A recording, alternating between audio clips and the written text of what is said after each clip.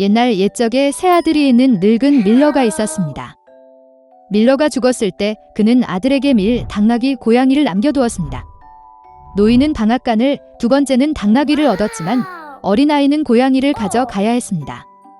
형들은 그를 비웃었지만 고양이는 그에게 부츠와 가방을 주면 동생을 부자로 만들겠다고 약속했습니다. 주인은 깜짝 놀랐지만 고양이의 부탁을 들어주었다. 고양이는 즉시 뒷다리에 부츠를 신고 자루에 귀리를 부어 어깨에 던지고 사냥을 시작했습니다. 숲에서 그는 가방을 열고 땅에 던지고 덤불에 숨었습니다. 오래 기다릴 필요가 없었습니다. 호기심 많은 토끼가 자루로 질주하고 귀리를 먹으러 올라갔습니다. 그리고 고양이는 그것을 기다리고 있었습니다. 그는 덤불에서 뛰어내려 자루를 조여 어깨에 메고 왕궁으로 갔다. 그 나라의 왕은 좋은 음식을 아주 좋아했습니다. 고양이는 그에게 깊이 절하고 토끼를 건네며 주인 인카라바스 후작의 선물이라고 말했습니다. 왕은 이 놀라움에 놀랐습니다. 고양이는 진짜 귀족처럼 몸을 굽혀 길을 쳤다. 다음 날 그는 다시 자루를 가지고 사냥을 갔다. 이번에 그는 2개의 뚱뚱한 자고를 잡을 수 있었습니다. 왕은 또 다른 즐거운 선물을 보고 기뻐했습니다. 몇 주 동안 계속해서 고양이는 왕에게 자고와 토끼를 계속 입었습니다. 그러나 그는 배고프고 쇠약해진 주인에게 이것에 대해 아무 말도 하지 않았습니다. 고양이가 궁전에서 공주를 보았을 때 그녀는 매우 아름다웠습니다. 고양이는 그녀가 주인에게 훌륭한 아내가 될 것임을 깨달았습니다. 그래서 왕은 마침내 후작을 만나고 싶었습니다.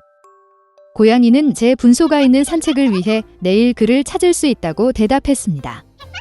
그리고 그는 전속력으로 공장까지 달렸습니다.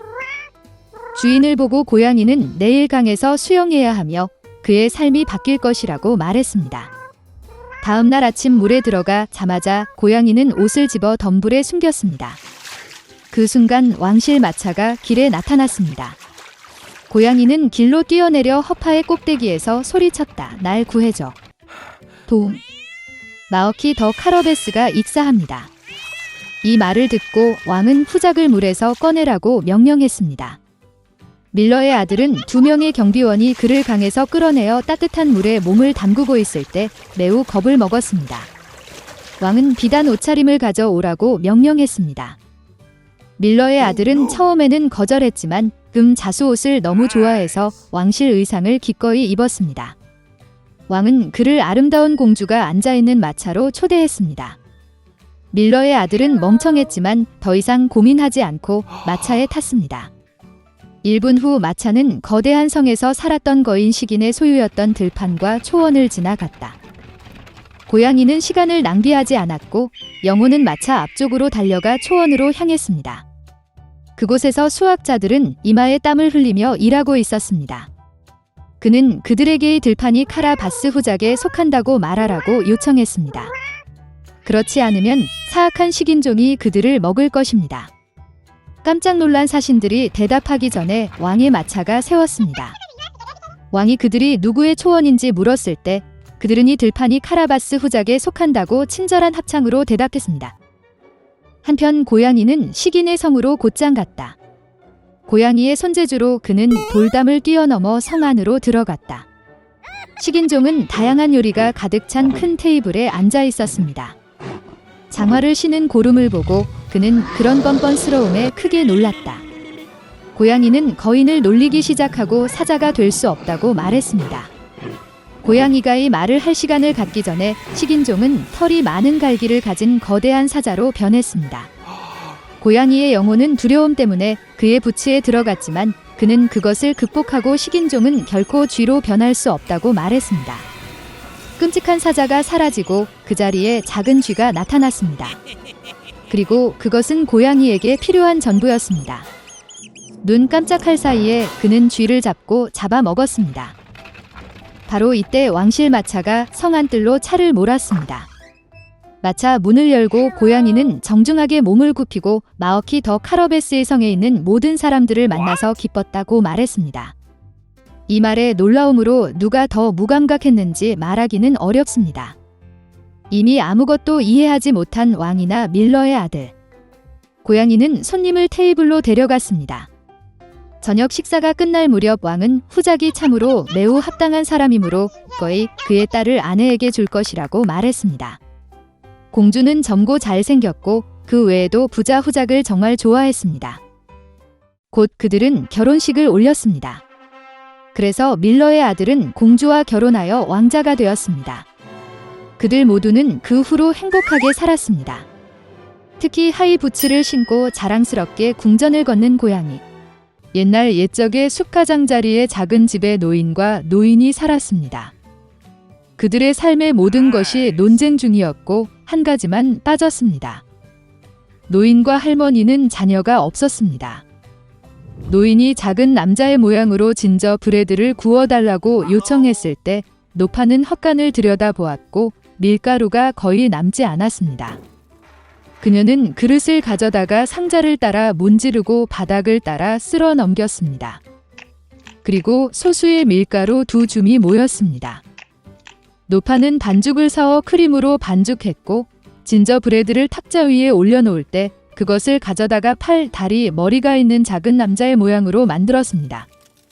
그리고 오븐에 넣으십시오. 잠시 후 노파가 와서 진저브레드가 구워졌는지 확인하고 그것을 창가에 올려 식혔습니다. 진저브레드맨은 씻고 누워 있었지만 갑자기 일어나 집에서 가능한 한 빨리 뛰었습니다. 창에서 벤치로, 벤치에서 바닥으로, 바닥을 가로질러 문을 가로질러 문지방을 뛰어넘어 현관으로, 현관에서 안뜰로, 안뜰에서 문까지 더 멀리. 노파는 남편에게 전화를 했고 둘 다 남편을 쫓아갔다. 그러나 진저브레드맨을 잡는 것은 그렇게 쉽지 않습니다. 이제 그는 이미 농민들이 농작물을 타작하는 밭에 도달했습니다. 지나가는 진저브레드 남자는 이미 노파와 노파 모두에게서 도망쳤다고 외쳤다. 농민들은 이 말을 듣고 그를 따라갔다. 그러나 아무리 빨리 달려도 그를 따라 잡을 수 없었습니다. 진저브레드 남자가 잔디 깎는 기계들이 풀을 깎고 있는 들판으로 달려갔습니다. 지나가면서 그는 이미 노파와 농민에게서 도망쳤다고 외쳤다. 그리고 그는 그들에게도 쉽게 달아날 것이다. 잔디 깎는 사람은 그런 조롱을 참을 수 없었습니다. 모두 진저브레드맨을 쫓아갔습니다. 가능한 한 빨리 달리지만 따라 잡을 수는 없습니다. 그리고 작은 남자를 만나기 위해 암소가 걷고 있고 그는 이미 늙은 여자, 노인, 농부 잔디 깎는 기계로부터 도망쳤으며 그녀도 쉽게 도망쳤고 외쳤습니다. 소는 화를 내고 진저브레드맨을 쫓아갔습니다. 그는 따라 잡을 수 없습니다. 그리고 그를 만나기 위해 되지.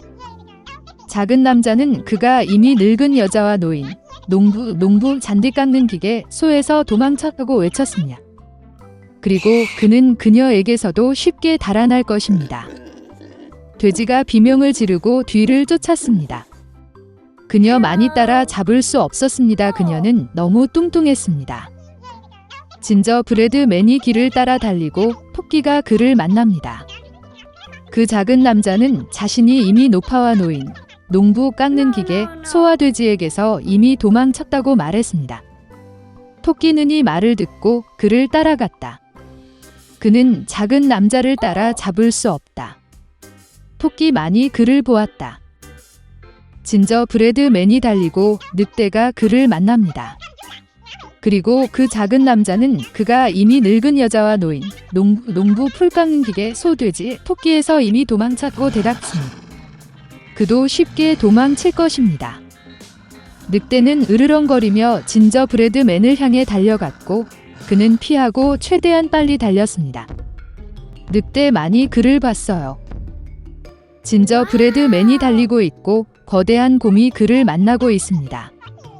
그의 작은 남자는 두려워하지 않았지만 그가 이미 늙은 여자, 노인, 농부 잔디 깎는 기계, 소, 돼지, 늑대에서 도망쳤고 외쳤습니다. 그리고 그는 쉽게 그에게서 도망칠 것입니다. 사나운 곰이 그의 발을 밟고 뒤를 쫓았습니다. 그러나 곰은 빠른 진저브레드맨을 따라 잡기에는 너무 느렸습니다. 진저브레드맨이 달리고 여우가 그를 만난다. 여우는 매우 교활했지만 작은 남자는 이것을 몰랐습니다.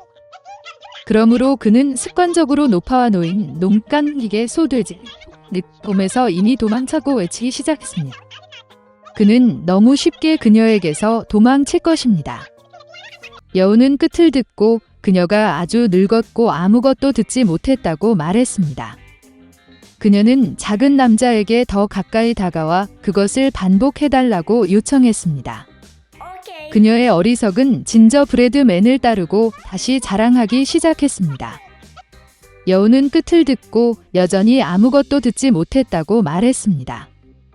그녀는 그 작은 남자에게 더 가까이 다가가 다시 반복해달라고 요청했습니다. 진저브레드맨은 동의했고 그때 오직 여우가 그에게 끼어들었을 때 새로 시작했습니다. 그리고 그것을 먹었습니다. 그리고 진저브레드맨은 더 이상 자랑하지 않습니다.